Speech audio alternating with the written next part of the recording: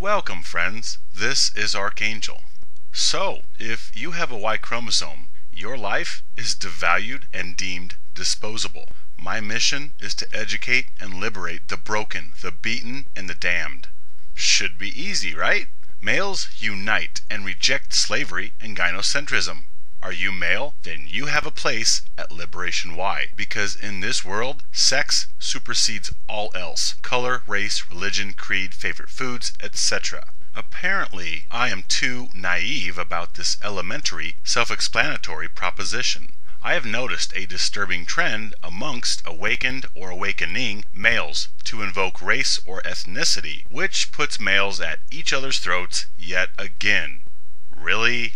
Like we don't have enough gynocentrically inspired male-on-male violence, backstabbing, and mistreatment by everyday males competing for female attention and ultimately validation.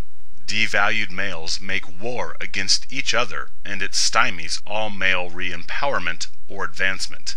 Active discussions and questions, even respectful disagreements in male spaces by males, is good and healthy dialogue for the ultimate betterment of males. Still, I observe fake male allies injecting hatred and division into male spaces. If males cannot unite, then any attempt to undermine gynocentrism will peter out like all other ineffectual movements. United, we stand. Divided, we fall. The vaginisty loves this. They want us to treat each other with ill intent, to be at each other's throats like little kids squabbling in the back seat of a car. Meanwhile, the white knights and manginas are still behind the wheel of that car, driving us straight to our weekly vulva worshipping services in nearby Clitoris Town.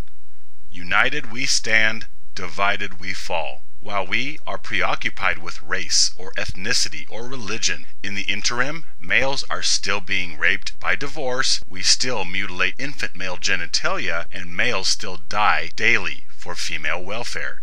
Anybody that cares at all about male welfare realizes this.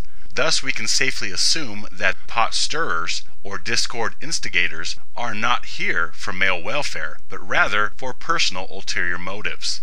This stymies even causes digression of male liberation and empowerment, which necessarily promotes gynocentric agendas, even if only by default, since nobody is at the gates to resist the enemy troops advancing on their position, because the soldiers are too busy in the courtyard circled around a couple soldiers embroiled in some petty fist fight. Yet the fist-fighting soldiers hail the same beliefs and fight for the same cause.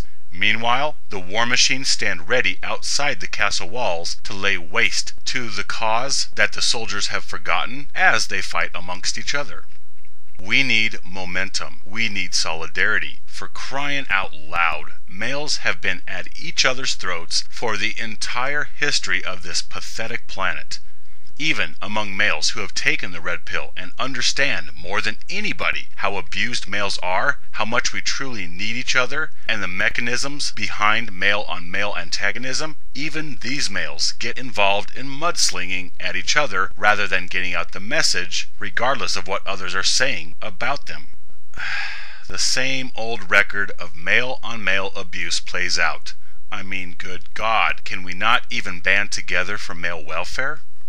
Whenever males try to oppose devaluation or disposability, we are curtailed by shaming tactics, protective biological programming, white knight enforcement of gynocentrism, and female entitlement. Or our efforts meet with implosion due to strife or treachery from within male spaces. It is this treachery from within male movements that disturbs me.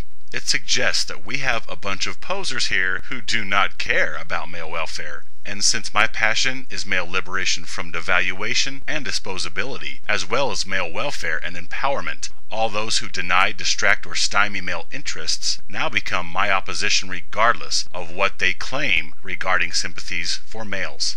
Those who distract from male liberation are in the same vein as white knights, manginas, and the entirety of the ruthless vaginisty whose only campaign is male utility usurpation and then disposal. We need solidarity, true brotherhood. A few awakened liberation warriors versus the juggernaut of planetary gynocentrism is comparable to a 6-year-old's Kool-Aid stand on the sidewalk juxtaposed to the Mall of America. At this stage in the game, we are too few and too small for such strife and tumult.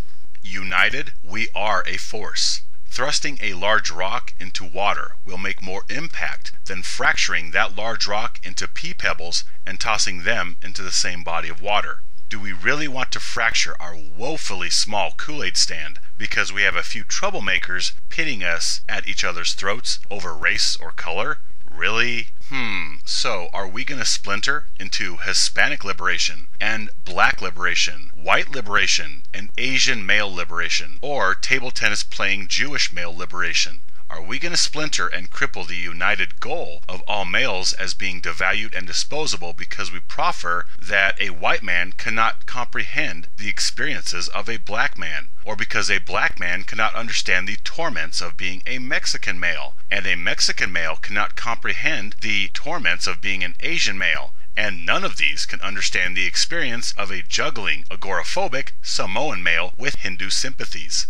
Really, do we need to break male liberation and empowerment to 10,000 different subgroups within the male liberation sphere? Do we have to classify every male according to a historic, forensic timeline of which race, which males did what to whom, hence one race can claim righteous prejudice against all the others? We need to quit interjecting skin color or nationality or religion into male liberation. It is unimportant. Because when push comes to shove, your sex is what makes you disposable, rather than the female next to you. Your skin color, your creed, your affinities, or sympathies matter not. Your sex makes you disposable. And that is the bottom line. We are all brothers, and all have the same injustice laid upon our backs. Seriously, what is with all the prejudice and fighting in male spaces? Females love to see males at each other's throats over race or ethnicity or trivialities as they eat popcorn perched atop thrones held up by male slaves. Did you catch all that? If you are male, you are disposable, period. If you fight with other males rather than embrace and fight for all males, then you are not interested in male welfare, but rather you feed your own ego.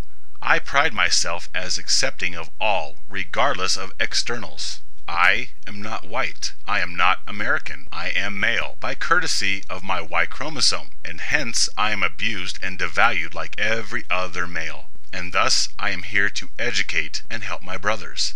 I am friends with whites, blacks, Chinese, Mexican, Japanese, Taiwanese, Australians, Samoans, Tongans, Canadians, Russians, Americans, Italians, Spaniards, Germans, Egyptians, Saudis, etc. And I enjoy all. I see all as family. I have no problems with race or ethnicity until somebody else makes it a problem and judges and treats me based upon my skin tone or continually foists my skin color into the fore of conversation or interactions.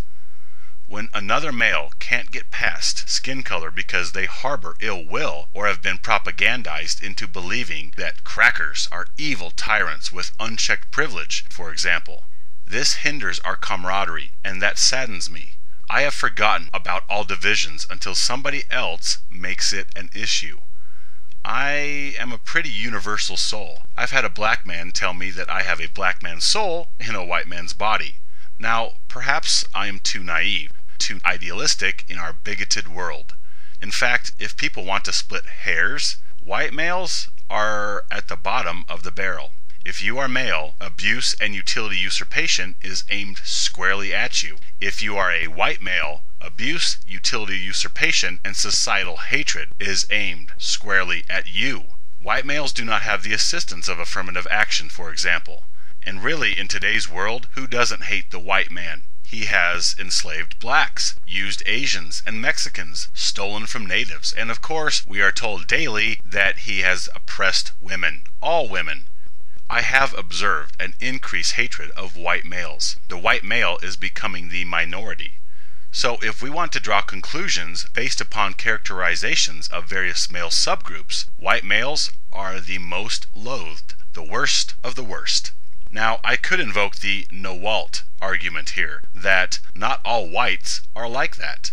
But awakened males are past petty superficialities. Only the gynocentric blue and purple pillars carry on this silly strife between other males as they try to disparage Hispanics or whites or Basque males in order to reduce competition while in pursuit of the coveted prize, female validation and approval. Moreover, males are made to be abused, and the abuse builds pressure. Yet because we are gynocentric, we can never raise a finger against our deities. So males have no choice but further fighting with and abuse of fellow males as a means of releasing the pent-up rage that male devaluation and never hit a girl caused in the first place.